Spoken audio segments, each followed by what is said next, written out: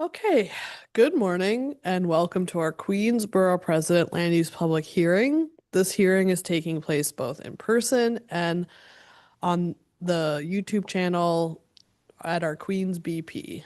I am Vicky Garvey, the Director of Land Use for Borough President Richards, and I will be chairing this hearing on his behalf. For those who wish to virtually testify and haven't already pre-registered to do so, please visit our website at queensbp.nyc.gov. Written testimony is welcome from those who are unable to testify in real time. All written testimony must be received by 5 p.m. today and may be submitted by email to planning2, that's the word planning and the number 2, at queensbp.nyc.gov or by conventional mail sent to the office of the Queensborough President at 120-55 Queens Boulevard, room 226, Kew Gardens, New York, 11424. Lisa will now review how this public hearing will proceed. Yes, yes. The public hearing shall be conducted in the following manner. The applicant will give a description of the requested zoning action, the proposed project, and respond to any questions from the chair. The floor will then be open for public speakers. Please listen for your name to be called. Each speaker will have 3 minutes to ask questions and/or deliver testimony. When you are called, please identify yourself for the record, and if you are formally speaking as a representative or member of a group, the calendar number or application that you are speaking about, and whether you are for or against the item. Then you may begin your testimony. Please note that a signal will ring when your time is up. At the discretion of the chair, if there are a large number of speakers on any particular item, it may be put on second call. Speakers for and against that item may also be called to testify on an alternating basis. Please note that if you are testifying virtually, you must keep your camera on during your testimony and display your name accurately on Zoom. Thank you for your cooperation. Thank you, Lisa. The chair reserves the right to ask speakers for clarifications of further information regarding the applications or comments. And so with that, Lisa, if you could call the first and only calendar item today. Sure. Calendar item number 1, ULURP number 250068 MMQ. The applicant is Grace Evangelical Lutheran Church of Long Island City. Affected Community Board number 1. Applicant, you may please begin your. Thank you very much. My name is Ben Stark. I'm a land use attorney at Hirsch and Singer Epstein for the applicant, Grace Lutheran.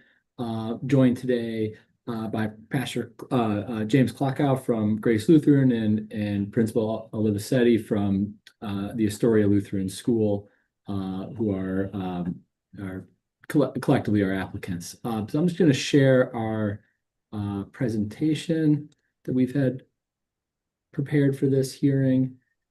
And is it popping up on the screen? Yes, we can see it.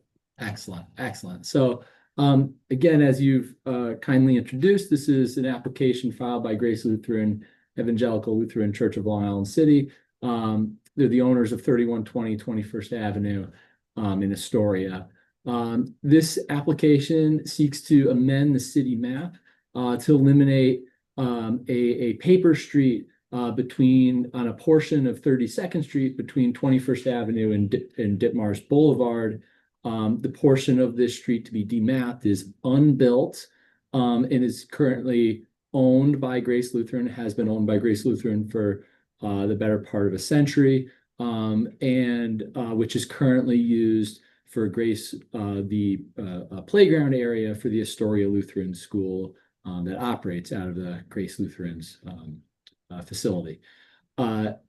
The Grace Lutheran, as I mentioned, has been at this location for quite a while, in many senses before much of the development that surrounds it on 32nd and on 21st and Ditmars to the south.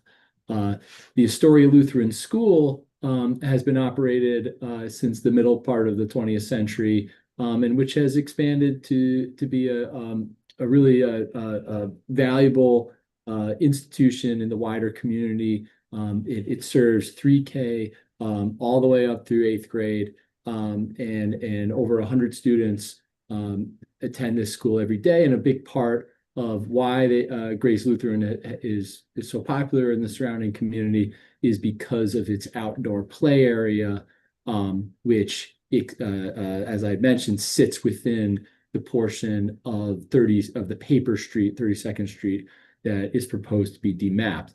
Now, the portion of the street proposed to be demapped, it can be seen in these images. If you look on the bottom left-hand corner, the photographer is standing in 21st Avenue looking into the playground area, and the termination of 32nd Street beyond. The almost perfectly opposite angle would be the upper left-hand corner, looking at the built and existing portion of 32nd Street that terminates approximately at Grace Lutheran's property. And again, you're basically looking into the playground area just beyond those white cars there on the upper left hand. The portion of the DMAP street, as I mentioned, is currently used as the playground area. It is also programmed from time to time with other operations of Grace Lutheran, other events, and other sort of interspersed sort of holiday affairs. And the proposal to demap this street is limited solely to Grace Lutheran's desire to ensure the continued operation of this playground. So a key part of this is that no development activity is proposed by this action. It is simply to ensure that perhaps with changing priorities in future administrations, that the Department of Transportation wouldn't eventually build this out as a street. It has never been built out as a street. Why 32nd Street wasn't extended to 21st Avenue at a different point in the timeline in the last near 100 years is unclear to us, but be that as it may, to ensure the continued operation of the playground, a real fundamental part of the Astoria Lutheran School, we need to make sure that this doesn't ever happen. So the demapping, which is a long and expensive process for this community-based nonprofit, was deemed a valuable investment to, in a sense, de-encumber its site from the prospect of a future build out of the street. The community can be assured that no future development would happen within the demapped area. Just fairly coincidentally, Grace Lutheran had previously engaged in a transaction with a predecessor in interest of the development site located immediately to the west, where a small amount of development rights were sold, but more importantly, as part of the sale of development rights, Grace Lutheran has agreed, or did agree, to a light and air easement that effectively prevents development within the bed of the map street. The bounds of the light and air easement area are nearly coterminous with the area of the paper street. So the light and air easement says that Grace Lutheran, even though they own the property, are never allowed to build within this area. By doing so, the developing party to the west is able, under building code, to build certain windows that now are going to face out over the playground area, which is again coterminous with the bed of the map street or the paper street. The removal of, or the demapping of this portion of the street it really is limited solely to ensuring that 32nd is not built out to 21st Avenue. It will not result and cannot result in future development activities by Grace Lutheran. Just this sort of illustrating the question that had come up at the community board level as to some of these dynamics with the neighboring developing party, and we have illustrated the current zoning law condition adjacent to Grace Lutheran. This has been a long process, as I'm sure the Borough President's office is familiar. We've been engaging with your topographical bureau for quite some time on this in the preparation of formal survey materials and maps that must accompany the application. We've had to engage with FDNY, with the local utilities, obviously the administration, as spearheaded by city planning. We've had close contact with our local council person, and just recently completed our community board review under ULURP, where the project or the initiative received unanimous support. So we're here to answer any questions that the BP's office has. We're excited to have gotten to this stage of the process, and we hope to have your recommendation of approval, and invariably hope to finalize this process sometime in the next 9 months. So thank you again for the opportunity, and we're here to answer any questions that you might have. Thank you. Thank you very much. So I think just to, for the record, if you could just summarize the discussion at the board, just to, for the record, state what some of the questions and comments were. Sure. Maybe at the highest level, would be like the question that came up, well, why now? What is it about this process now that spurred this owner to go for this? There's a few answers there.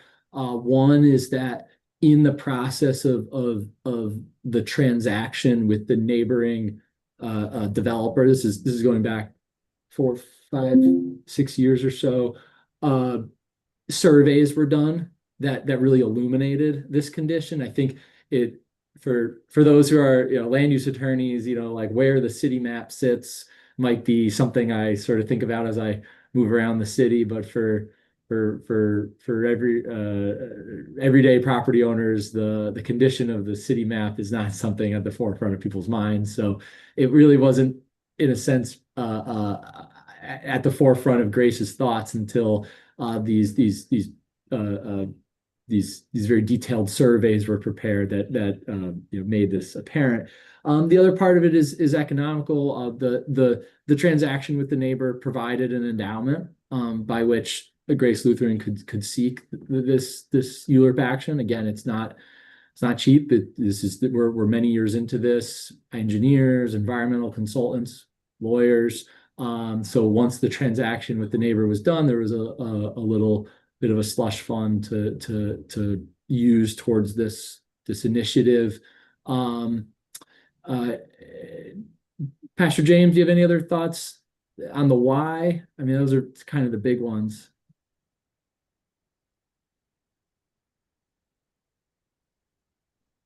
You might be on mute. Okay. No, that pretty much sums it up. We realized after we did the land use deal, the air rights deal, that this was a paper street, and the playground is so important to us. We couldn't imagine what would happen to the school if we lost the playground, because we don't really have any other space for the kids to go outside, and so many of them live in apartments without any open space. So it's really a vital part. It's used every day of the week by our school and by our congregation. So that was really the information was available, and the opportunity for the funding was there. So that's why we decided to go ahead with this. The congregation voted that this was important to them, so that's why we went ahead. Other questions that came up at the community board, there were questions about our outreach to local neighbors. We, in particular, or through Pastor James, have had conversations with The immediate neighbor to the west, who is perhaps most impacted by the condition of the street, the existing street terminating at the edge of their property. The feedback we've gotten from this neighbor is that they're supportive of this, that they too would be pretty dismayed if the city was to build out 32nd to 21st Avenue for sort of obvious reasons. That would become a through street. There would be traffic. Now at the end of their street, they have a pretty unique and probably enjoyable condition of being at the end of a cul-de-sac in Astoria. It's probably quite nice. You can see they actually park their cars there. Other questions that came up. The community board sought feedback on what's happening next door with the neighboring development to the west. They wanted to know, as I have this image up on the screen, what is this development to the west is really, it was like a two-phase development. There's two different developers, but it was one sort of master plan. There's the Rowan one, which you can see just in the upper corner of the image, and now the Rowan 2 is under construction. It might even be halfway under construction. It's very active right now. The question from the community board is, well, what is the proposed condition of the Rowan 2 along 32nd Street? Basically, will they have a garage, entrance, exit here? The answer that we got from their council is no. There's no plan for a garage exit. They don't quite have enough room. Their plan, in fact, is to do nothing with this rear facade. It doesn't even appear that they're going to have a pedestrian exit or entrance there. It will just be a blank facade. Other questions that came up, timing. We obviously we're in Europe. We expect to be in front of the City Planning Commission in the early part of for a hearing in the early part of January. Thereafter, hope to have ULURP approval by, I guess, maybe late February, March. Mapping actions are somewhat unique in that even with a council approval, it's not actually the end of the story. Then we have to return to the administration and the law department to, in many cases, including this case, negotiate what's known as a mapping agreement. This is to in a sense paper over any interests of any third parties who might need access to the area once the demapping happens. This is like about utilities. So it does seem as though, particularly with DEP, that DEP will want to have a right under a mapping agreement to investigate any sort of historical sewer condition that might be in the bed of that map street. So we don't. That's what's going to take this thing from, hopefully, if we're so fortunate, wrapping up in February, March, and probably push us into the summer by the time this thing is truly buttoned up. That was generally it. The community board had questions, but they were by and large supportive, and we're humbled by their willingness to be a community partner with us.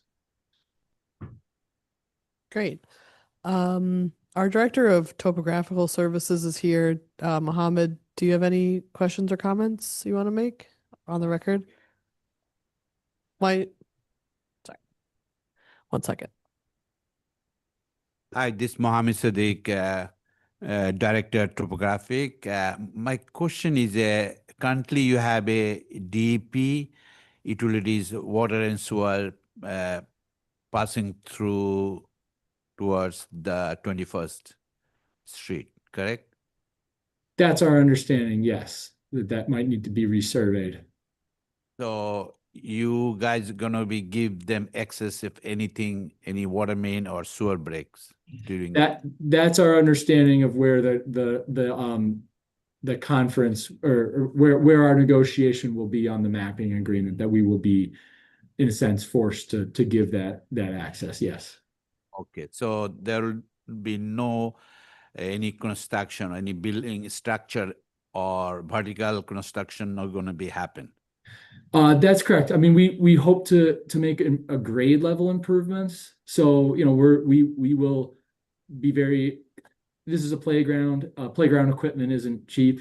It's also sort of part of the reason for the initiative is that the Astoria Lutheran School is looking to make investments in the playground, and you know, bids came back and it's not nothing. So the thought of DOT then building out this street and us ripping out you know, all beautiful new playground equipment and the sort of padded court that protects the children is sort of would be heartbreaking. So this thought here as to like needed DEP access, yeah, we're going to be fairly focused on the details of what kind of access DEP might need. We can't be, you know, we will be defensive in some regard as to you know, flippant access by DEP, but of course, in non-invasive access, we have no issue with, and so this will all be a discussion with them as to the means and methodologies of what they'll need to get at that sewer. Okay, thank you. Great. Thank you. So I don't have any further questions, and I don't believe we have anyone signed up to testify on this item. So with that, we're going to go ahead and close this item. So thank you very much for your time. And with that, we're also going to close the hearing. So our next hearing is going to be Thursday, December 11th, starting at 9:30. Thank you so much for joining us and have a wonderful day. Thank you very much.